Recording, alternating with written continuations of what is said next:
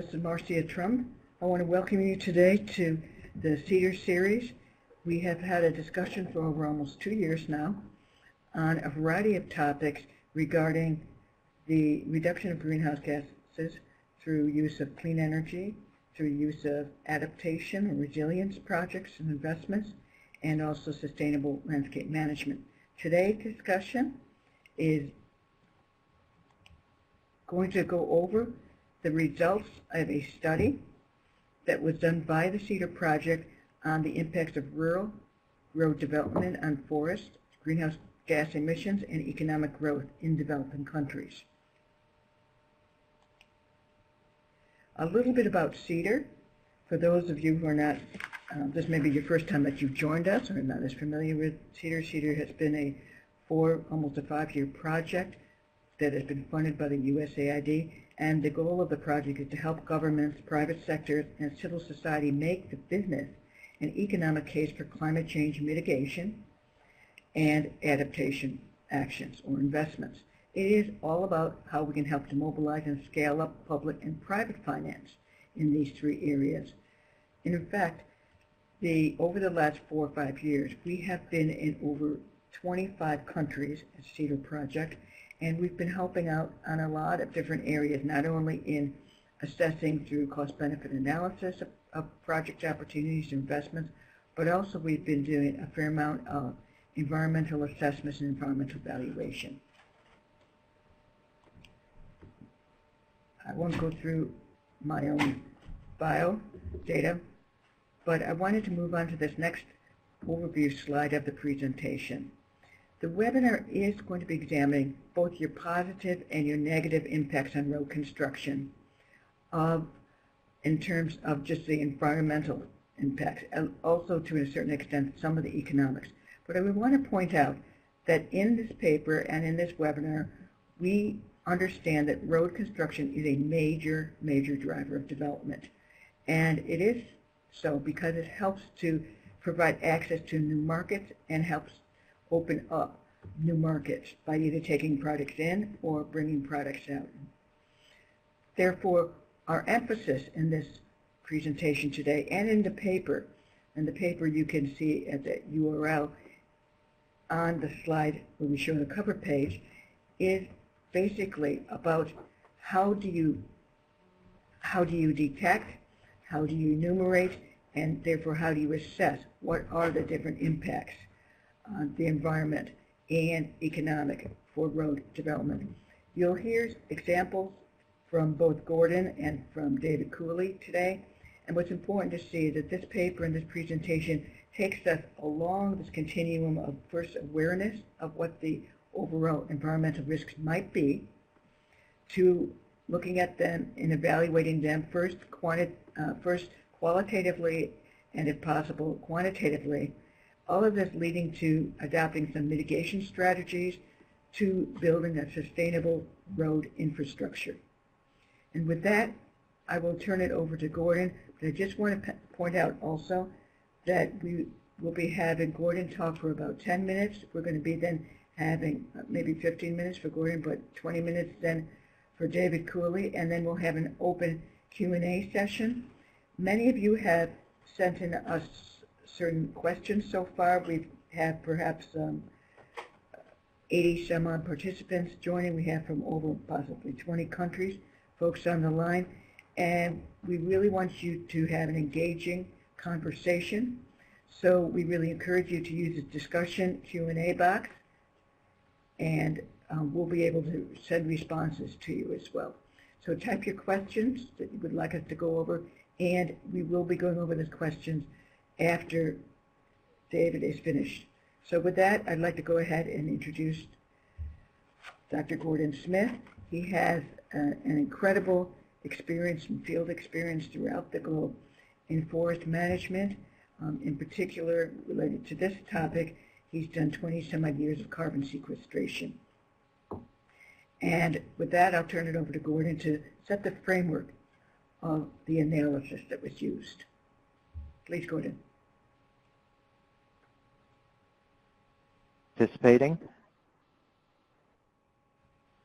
Thanks all for participating.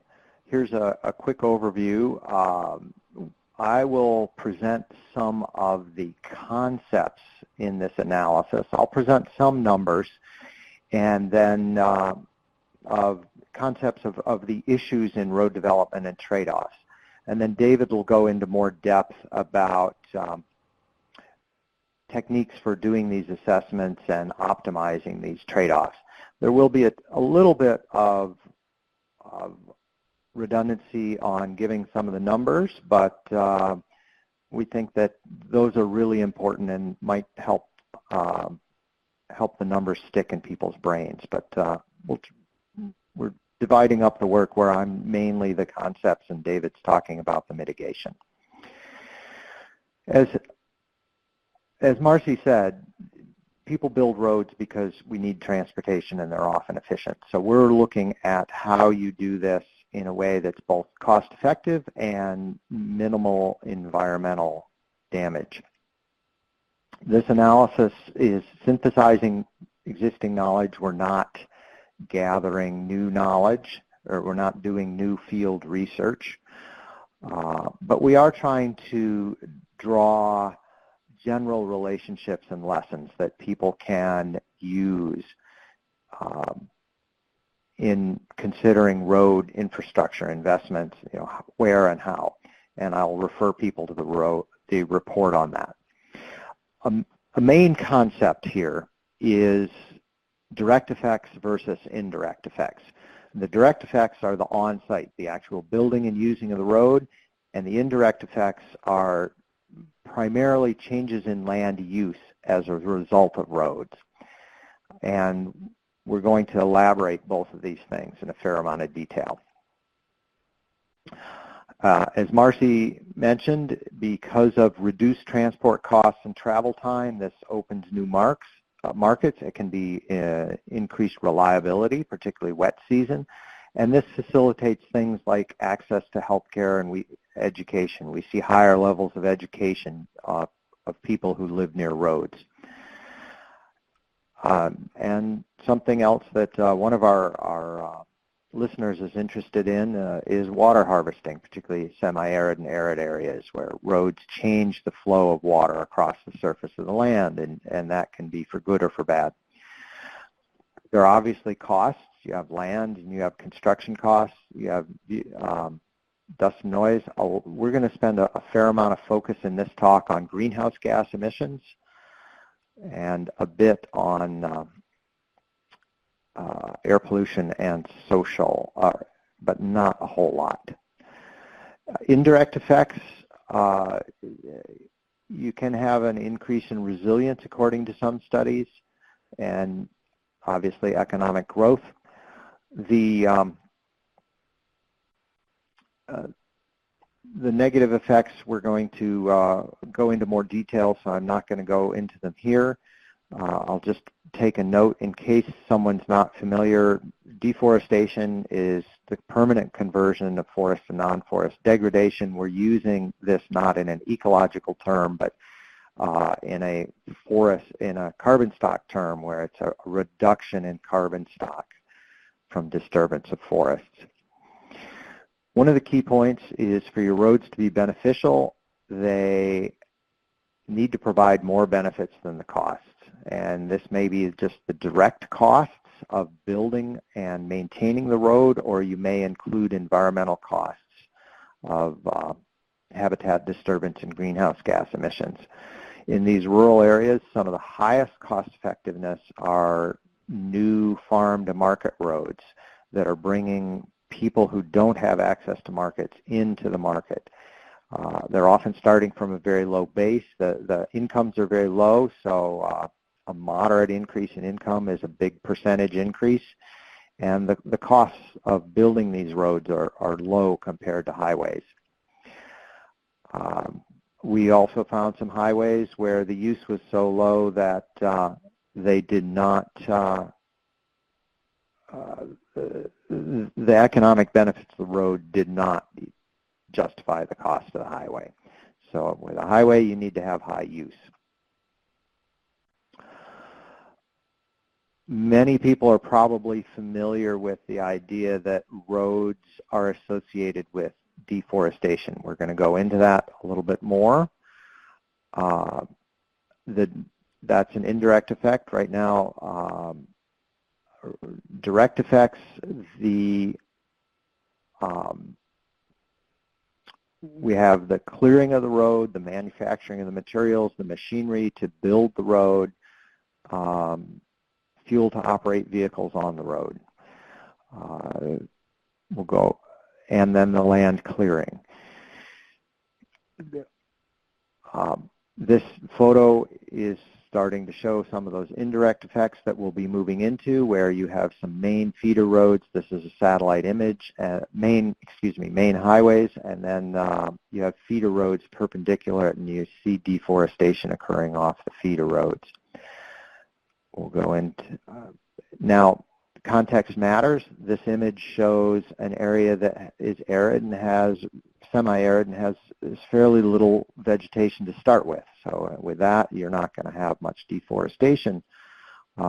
This also shows some steeper terrain, so you may have higher emissions from constructing the road because it's more earth moving and that takes more fuel. In many countries, not surprisingly, most of the deforestation is going to be within 5 kilometers of a road. You have odd circumstances like Colombia had more deforestation farther from roads because people were growing coca and they were trying to hide it, but that's an atypical situation.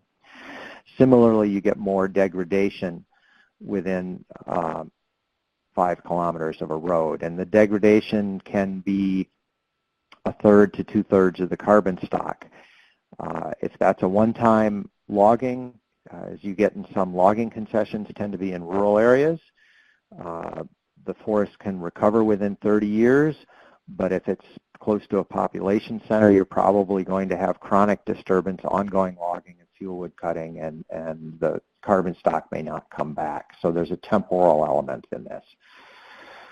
If you only look at one study, I recommend looking at Freddie Gallon and Bush. They did a meta-analysis of what correlated to roads.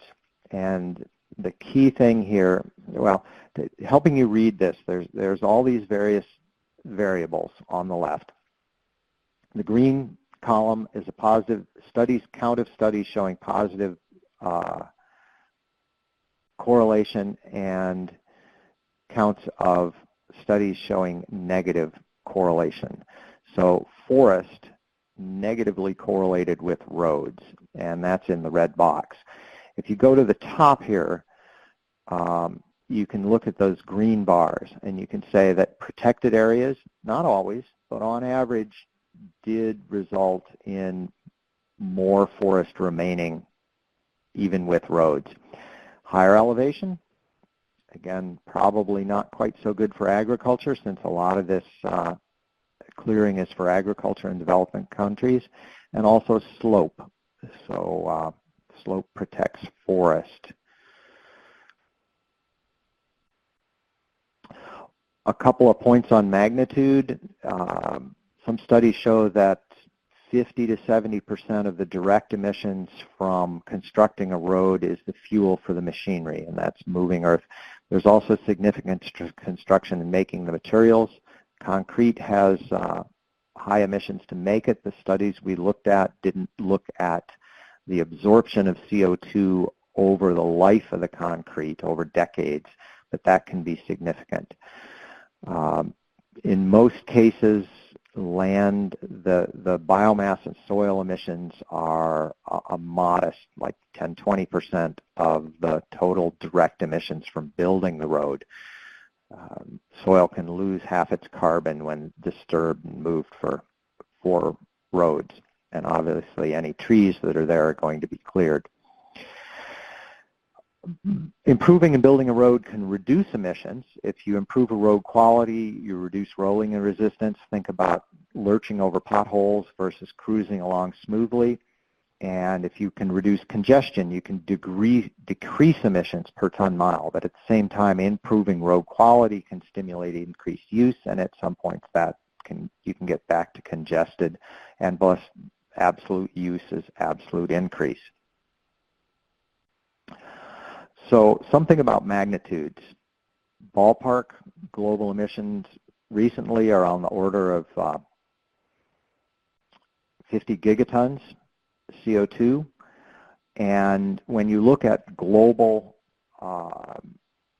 inventories of greenhouse gas emissions, often it's on the order of net 4 gigatons for land use. Much of this is deforestation. If you look at studies that look at forests, they tend to find substantial emissions from deforestation, but much of that is netted out by increases in carbon stocks of remaining forest. And current thinking is that it appears that much of that is due to increased levels of CO2 in the atmosphere stimulating photosynthesis and increased deposition of nitrogen from burning fossil fuels fertilizing. So direct emissions from vehicle use. On a heavily used highway that's feeding into a city, you can have emissions from vehicles that match the construction emissions every 1 to 2 years. If you have a very lightly used road that might have, and a heavily used road can have 10,000 vehicles per lane per day. A lightly used road might have potentially less than 100 vehicles, and then the vehicle emissions might be less than the construction emissions even over the life of the road. David will talk more about the indirect emissions from land use change, but these can be more than an order of magnitude greater, particularly from deforestation, than the construction emissions. So from a policy perspective, you're probably most interested in these indirect emissions from land use change stimulated by roading, and those are the things you're going to want to manage when you're thinking about your road network and expansion of the road network and increasing the quality of your roads. Air pollution, in addition to the typical types, the conventional pollutants that we think of nitrogen oxides and volatile organics. We're talking a lot in this, we looked a lot in this analysis about the greenhouse gas emissions, but people should also note other kinds of emissions, such as toxics from brake pads and leaks of lubricants from vehicles. Wildlife, many people probably think of an increase of hunting from increase of access, but there's also fragmentation, so the habitat may be less suitable, or invasives or predators may be able to come in. If you have a closed forest canopy and you put a road through it, that can have effects that reach up to hundreds of meters into the forest by changing the temperature and the humidity, which results in different species reproducing and different habitat quality. And then there's the direct mortality of vehicles hitting and injuring or killing animals. And David will talk about ways to mitigate that. Social impacts, time is short, so I'm not going to go into this in detail. I'll note that one thing we haven't talked about is that vehicle travel might be safer for women than walking. They're less exposed. So at this point, I'm going to turn it over to David Cooley, who has a broad range of experience in forestry and greenhouse gas emission accounting and mitigation, in analysis and implementing projects. He's worked in a number of countries around the world as well as several U.S. states. He's previously at Duke and does awesome analysis and is not afraid of the quantitative stuff, which I appreciate. And so, David, I'll turn it over to you.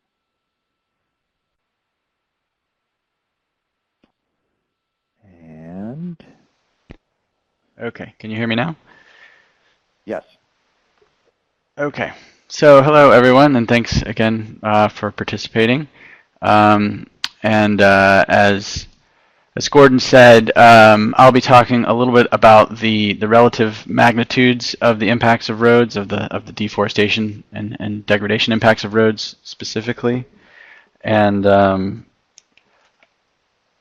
also be talking about some methods for qualitatively assessing the risks of deforestation and forest degradation from roads, and then finally be going over some options for how to mitigate the negative impacts of roads on deforestation. So, as Gordon mentioned before, this study that we did, it was really more of a literature review, analysis of secondary data. So we didn't do a lot in the way of primary data analysis. But one thing we did want to do is sort of compare what we thought the emissions were from the GHG emissions were associated with road development. And so we found many studies on the emissions from road construction equipment, and found that a range of around 1,000 to maybe 10,000 tons of carbon dioxide equivalent per kilometer of road construction. And we compared that to the follow-on deforestation from roads from various studies, and we estimated that around 68,000 tons per kilometer. So this is mainly to show that in our experience looking at the literature, that the vast majority of the emissions associated with the construction of roads per kilometer are coming from this indirect follow-on deforestation rather than from the actual direct emissions from the construction of the road itself. In terms of actually assessing those risks of follow-on deforestation and forest degradation, when we looked through the literature, we pulled out various themes from the considerations that were correlated with deforestation and degradation, and so we looked at those and tried to determine how they were going to affect the risk of deforestation and degradation. So one of those, and Gordon touched on this earlier, is the construction standard. So is it paved? Is it gravel? Is it dirt?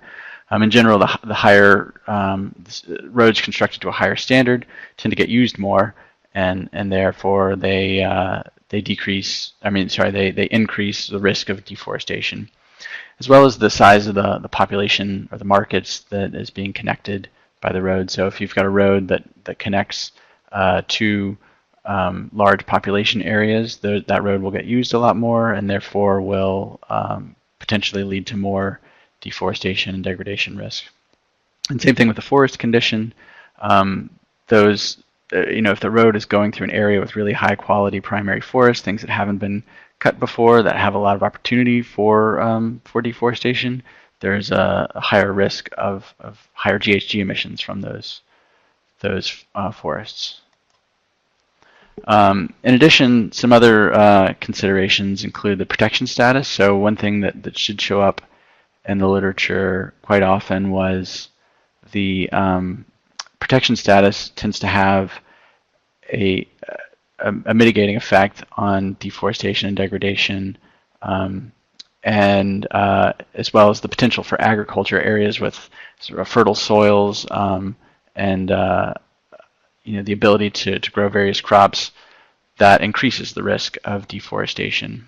And then slopes and elevations and extreme weather events, those are things that are sort of generally make it more difficult to deforest in general. So we found in the literature areas with steep slopes and high elevations and that experienced a lot of extreme weather events typically had a lower risk of deforestation. So we pulled all of those themes that we found from the literature out and used it to kind of develop a bit of a qualitative framework that we discuss in the paper. And the idea there is we list all of these different considerations or metrics that a particular planner can look at a road project and assess risks through various different dimensions. One thing I'll say is that any road project will very likely have a mix of different risks. So, we took each of these dimensions and categorized them as high, medium, or low risk. And so various projects may have a mix of high, medium, and low risks. And at the end, it's a tool to give planners the options to sit down and really think about how their projects may potentially impact deforestation and forest degradation. So I won't go through all of these in detail, but essentially, if you've got a paved road that's connecting, large population areas, it's opening up major new markets, and it's going through an area with extensive forest resources remaining, it may have really high risk of deforestation and associated greenhouse gas emissions. And then similarly, this is just the rest of the tool that we've developed, and it looks at the other dimensions. So it asks, is the reason to have protected areas? In the areas where the road is going to be built, does it have good agricultural potential? What are the slopes and the elevations like? And therefore, like I said, the planner can go through and sort of judge how this potential road project would fall in each of these different dimensions to get a sort of qualitative assessment of the risk of deforestation. Now that's a qualitative assessment. There are certainly many quantitative methods for assessing the impacts on forests from road projects. We discussed these briefly in the paper, although there are many other options. It's not really a technical training on how to use these technologies to assess forest resources, but there are methods to assess forest stock changes, including aerial photography, satellite imagery, LiDAR imagery. Something that's becoming more popular is these unmanned aerial vehicles or drones, and then there's also ground-based measurements. In terms of, once you've assessed the risks for potential deforestation or forest degradation associated with your project, your particular road project, there are certain considerations or options that you can use to mitigate those negative impacts. One of the ones that came up in many different studies was the impact of protected areas, and many studies found that protected areas really did have a mitigating impact on deforestation. So, for example,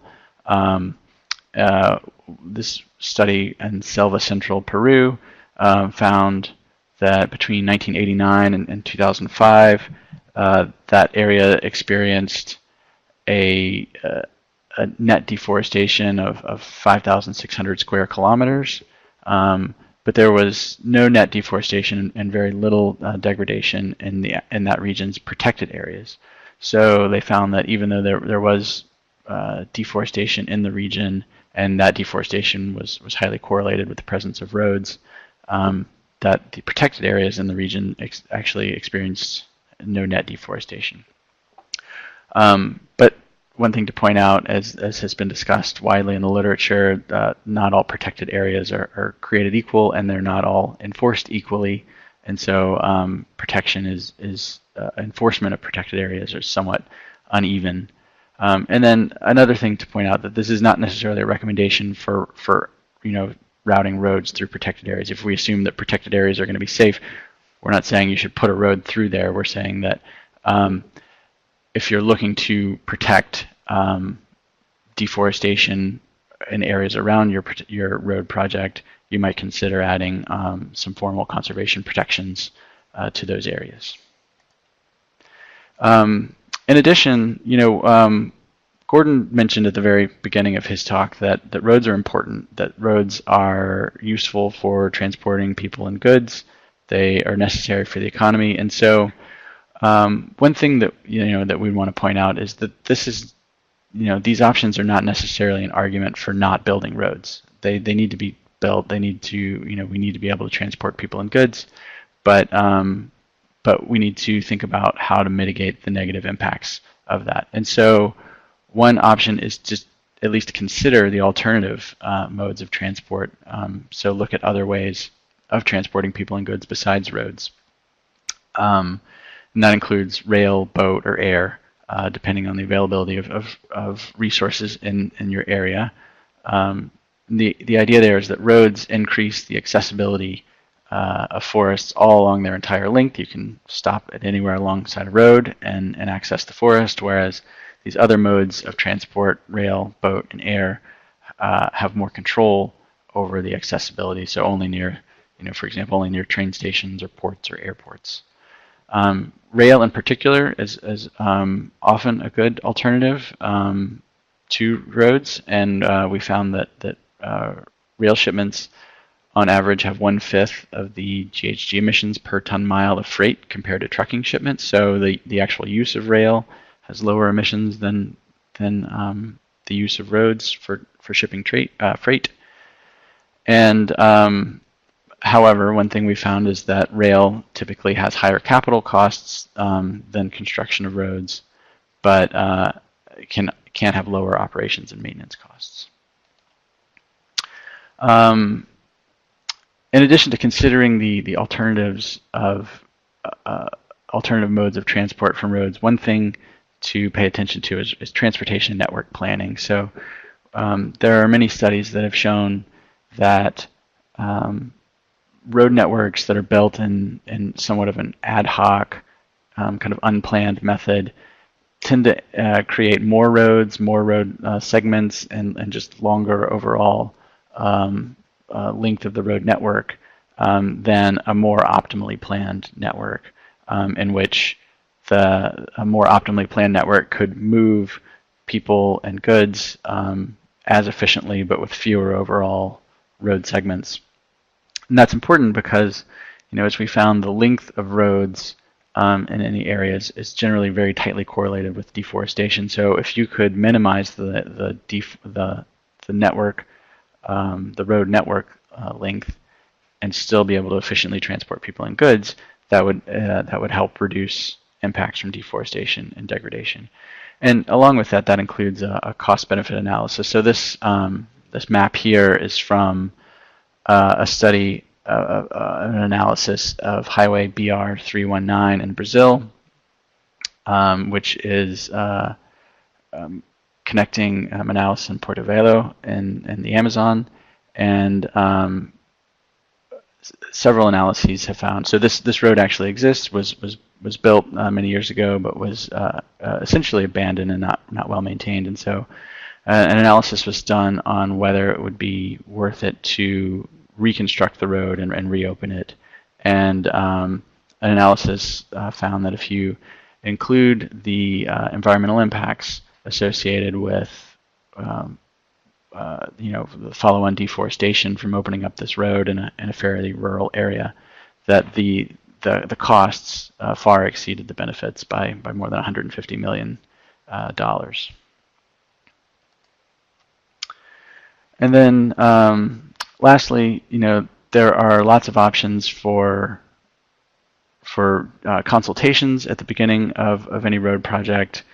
This is a list that was proposed in terms of how to minimize impacts on wildlife from roads, but it is important, I think, too, for reducing deforestation and associated greenhouse gas emissions. So that includes consulting with the natural resource managers to really identify the routes. So this goes back to the network planning. Avoid areas of high conservation value. So if there are areas that are especially critical, you might want to route your road to a different area, and then consult with key stakeholders early on and bring in independent experts to review them. And then lastly, and this is mostly important for wildlife, limit the traffic speeds and the volume and the timing of the traffic. With that, I will hand it back over to Marcy, and I believe we'll have time for questions and answers. Thank you very much, both Gordon and David. I think this was very enlightening with regard to a lot of the critical issues, too. And I just want to go over for people who are listening, the fact that we've had a lot of excellent questions come in during the presentation as well as some before the presentation. And the way that we handle these is that we will try to address as many as possible now, but in fact, we need to be also going with regard to sending and following up with you afterwards some of the answers that we may not have time to get to in depth, because I find some of these questions very specific. So let me start with a sort of a general one for the panelists. And before I get into that, just for everybody's knowledge, we've had about people from about 14 countries joining us right now, from the Bangladesh, Dominican Republic, Jamaica, Nepal, Madagascar, Malawi, Liberia, Peru, Pakistan, Vietnam, and Zambia. I'm delighted because many of these countries are countries that we have worked with in the CEADIR project, and we also want to make sure that we are able to reach out to you and to follow up with you over time so that you feel a connection to how do you find the answers, but also just if you have some further other questions regarding infrastructure development, because a lot of what CEADIR is doing is looking at, when we say make the business and economic case for sustainable land use development, we're talking about sort of a lot of technical folks locally as well as internationally who have very deep experience in conducting cost-benefit analyses, environmental impacts, and doing, in particular, environmental valuation of such areas. So let me start off with just two questions to the panelists first.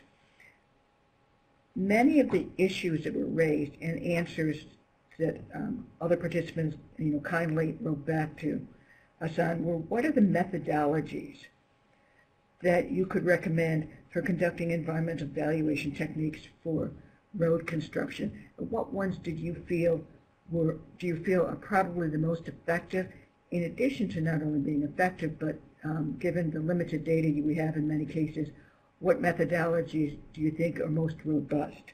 For example, one of the answers that came in was that they felt that the valuation of use values from revealed preferences was a good technique. Could you comment on that, both Gordon and David, and just go over some of those methodologies without giving too much details, or at least talking about what publications in your analysis you would point them to?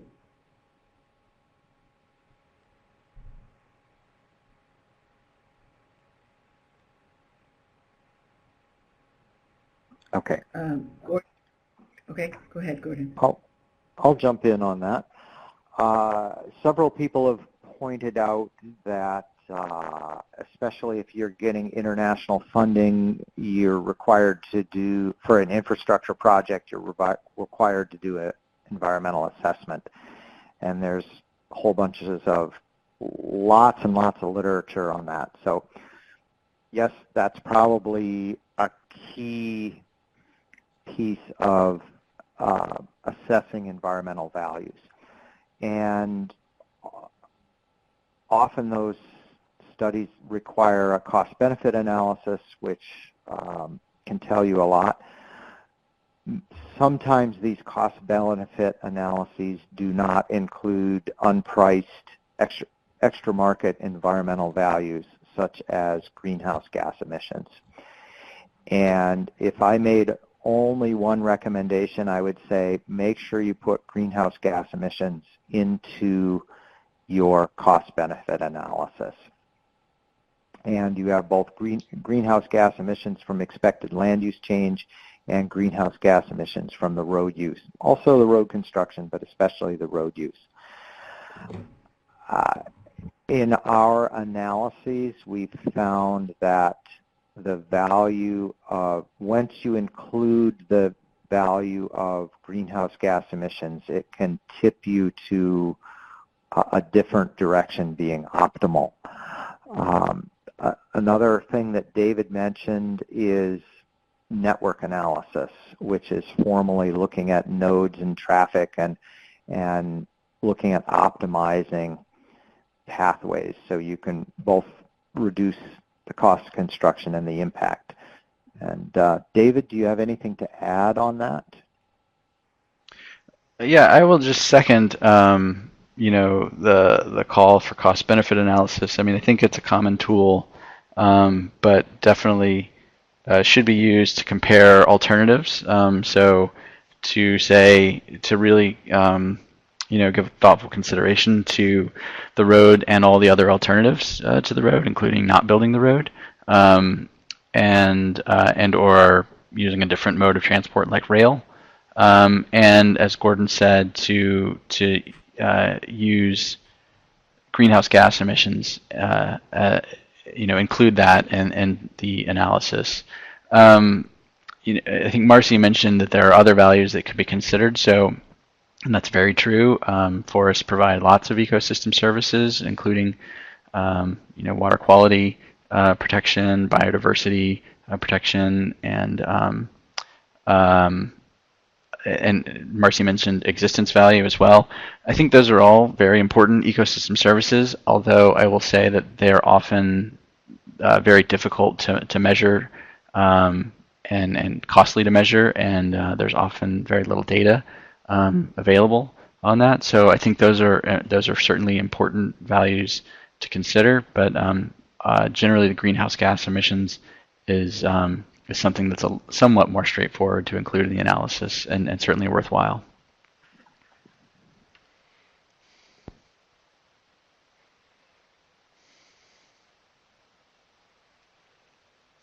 Thank you very much for those comments. I also want to go over some specific, and I will try to pronounce your name correctly. My apologies if I don't quite get it.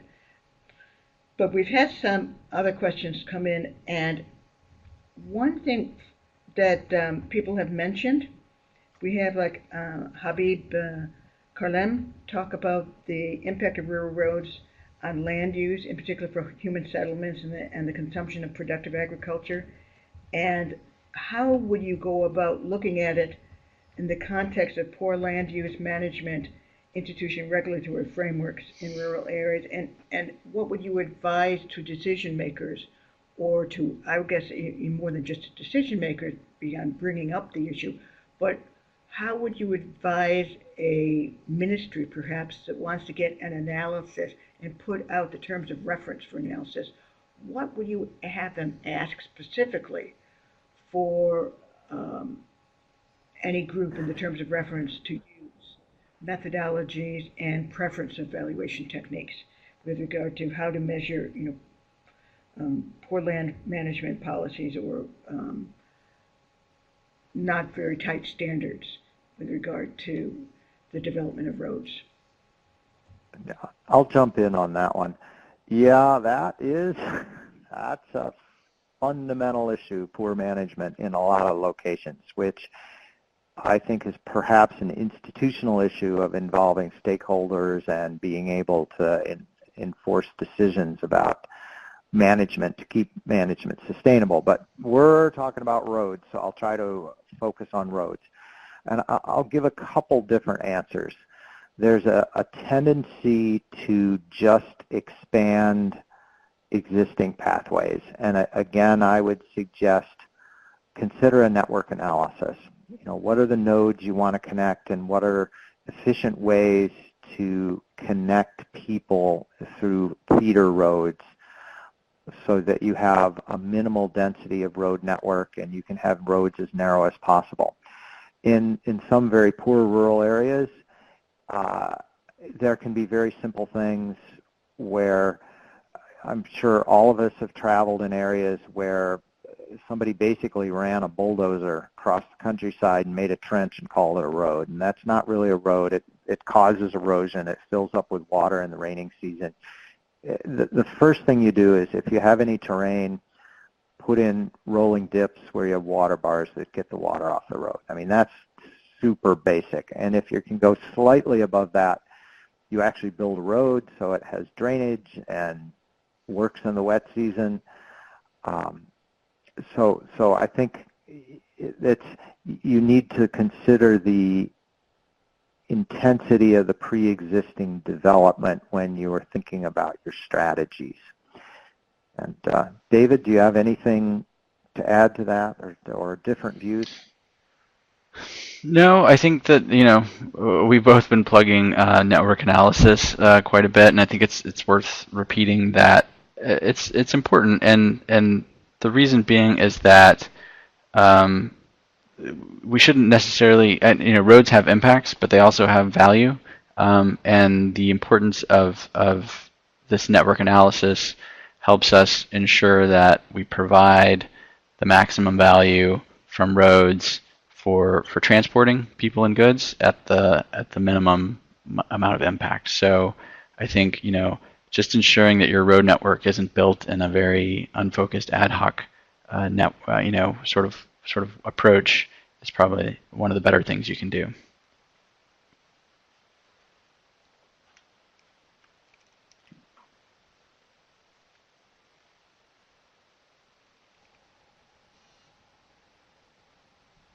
Okay, this is Marcy again. Thanks very much. I want to synthesize a few comments that have come in.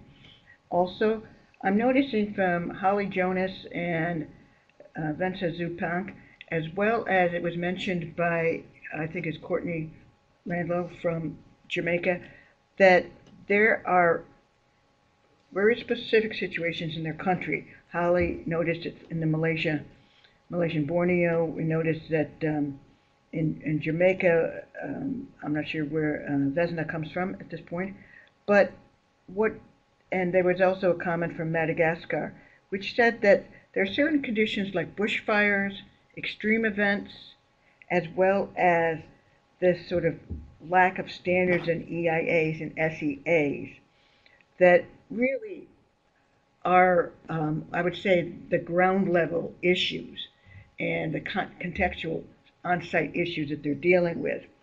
Can you talk about some low-budget solutions for roads, not only in construction but also improvements? You mentioned greenhouse gas emissions. I want to point out to the listeners that quite a few studies that CEADIR has done have different techniques for showing how you value greenhouse gas emissions. So you can refer to the Climate Links web site for the CEDAR project, where you'll have a variety of papers that show how do you estimate greenhouse gas emissions.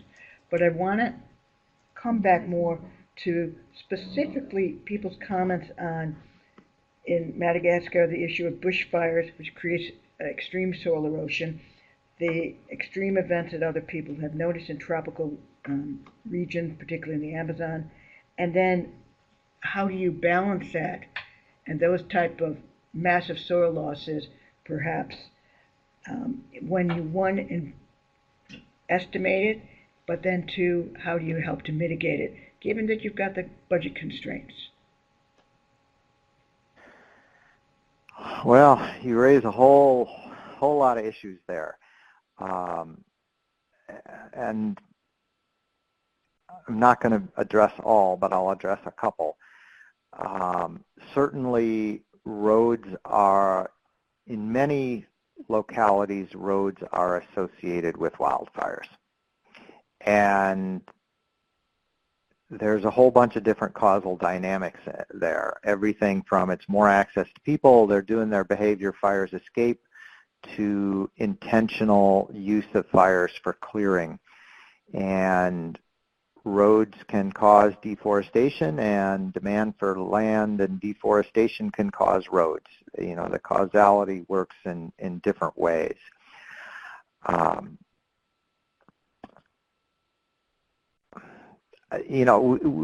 We did not really look into fire as the specific dynamics of fire, so we don't have a lot to say on that. There has been work on it.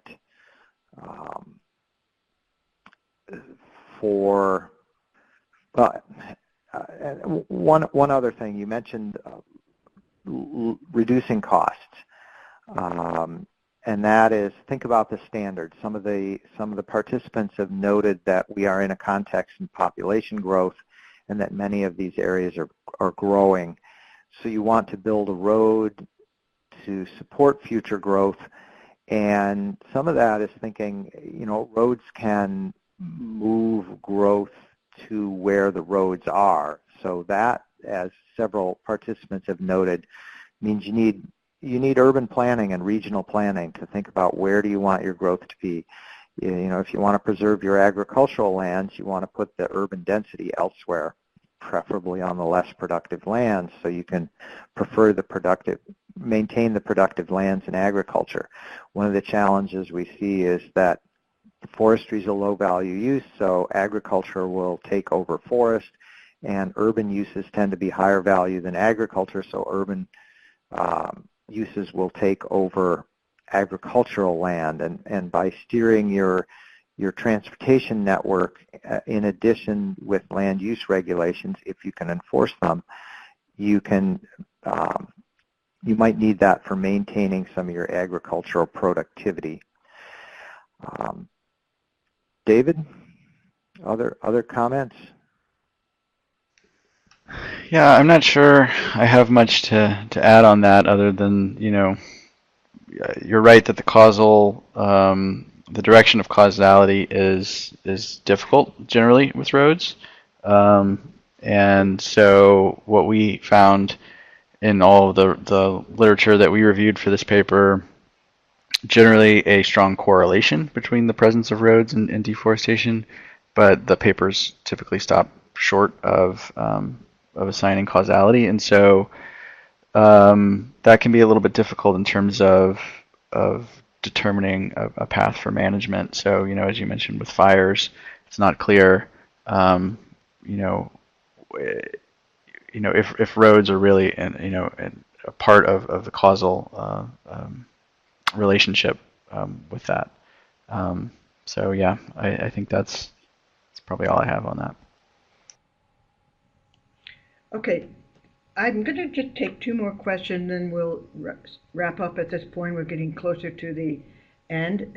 And so the two questions, I think, that are a little bit different than some of the ones we've addressed so far, but equally important, are that was posed by Olivia Musa. What are the best gender inclusion techniques and evaluation issues for when you're doing a cost-benefit or cost analysis on a project? And what have you seen? And have you seen any studies that have really taken these into account? Gordon, yeah, David? that's a great. Well, David, do you want to start with that one? Yeah, I'll try, and then you can jump in. I think it's a great question, and it's something that we did actually kind of look specifically for, but didn't find a whole lot of information in terms of how to assess the gender impacts in these analyses. I think off the top of our head, and Gordon talked a little bit about the social impacts of roads, and I think he can bring this up when he talks, but about improving opportunities for transporting people and goods, and increasing economic activity in a region that can lead to significant positive impacts for women, and that said, in terms of the economic analyses that we looked through, I don't, Gordon, you can correct me if I'm wrong, I don't think we really saw that analyzed very expressly. I think it was sort of discussed more qualitatively. Yeah, and most of the studies we looked at weren't really addressing gender, but certainly if you're considering economic development, I think if you have international funding, you have to address gender, and probably most people on this call are familiar. You're going to look at what do men do and what do women do, and roads can really, and you look at what are the economic activities that are women versus men, and does this transportation network support that? In many areas, women will grow vegetables or chickens, and they can, if they have surplus production, they can sell that in the market, and that can make a significant difference for household income and autonomy. In other areas, it's men who do the crops. So you have to look and say, in this area, what do women do, and how does this transportation network affect that? And then, another thing that some of the studies noted is safety, that women tend to be more exposed to assault, and if they can ride in a vehicle, they're less exposed. I'll stop there.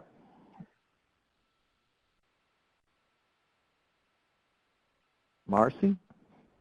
Right. Yeah, thank you very much, Gordon. Then one of the final issues I want to bring up, which I think is a very excellent one, is the context. It was brought up by someone from the ministry in Jamaica, Courtney, and she was mentioning that in a low emissions country, which is the case in many developing countries that were on our list here, emissions are not necessarily your major concern, but in fact it is building resilience and building adaptation patterns to, like I said earlier, events, extreme events that can cause a lot of erosion. So what would your advice be to low emission countries where, we all admit that there's limited resources, in which, how would you ask them to allocate their budgets regarding what type of standards to put in? Do you know of any very good standards right now, or maybe we can send out some advice on that go beyond a typical or sort of generic EIA or SEA questions, so that countries where a major concern that's been raised by participants that are looking into roads, going into protected areas or major areas of primary forest, or even, I would say, possibly fragile and fragmented areas already. Where would you have them put the resources, Gordon? And what would your advice be to them? How should they come and make those type of decisions? Yeah, the first thing I would look into is resilience. Think about extreme weather events. We're going to have a bit more of those. And the biggest hazard is extreme rainfall events, and you get erosion and flooding. So you want a road design that gets the water off the road and can handle high events. We see many places are seeing what we thought were 500-year floods every few years. So you need substantially bigger culvert and bridge passages than you might have thought a few years ago. And you might get some pushback on this because, bigger culverts and bigger bridges are more expensive, but it's typically cheaper than having to try to rebuild your road when it washes out. I'll stop there. Yeah, and I'll just add that I think the question is a good one about, emissions are not necessarily the top consideration here. I'll just add that I think that in a lot of the options that we've discussed for mitigating the impacts of roads, we've kind of presented it in through the lens of reducing emissions, but I think you could also look at it through the lens of improving efficiency. And so the things like cost-benefit analysis and network planning and things like that are really geared towards making sure that that if you're going to spend time and money on putting in this infrastructure, that you're doing it in the right way, that it needs to be done, that it's going to provide benefits in excess of its costs, and if you do that in a way that really improves the road network, you can increase your connectivity while at the same time minimizing the impacts on deforestation. So I think that it's not really the options that we're discussing here are certainly about emissions, but they're also about improving efficiency. Okay, thank you very much. We're right now a little bit over time, so I want to wrap it up. I want to just mention this has been a great discussion, and many of the issues we could go on in much more detail, but all attendees will be receiving a recording of the event as well as a copy of the presentation. We will also be sending out response answers to the questions that were raised and be able to provide the greater details you mentioned. And I want to direct you also to the Climate Link Resources page, as well as the CEADIR page on Climate Links for those of you who are interested in more detail. Again, many thanks for the over almost 50 people that joined today, and we look forward to you joining our next webinar, which is going to be in October, and stay tuned for that announcement. Take care. Bye now.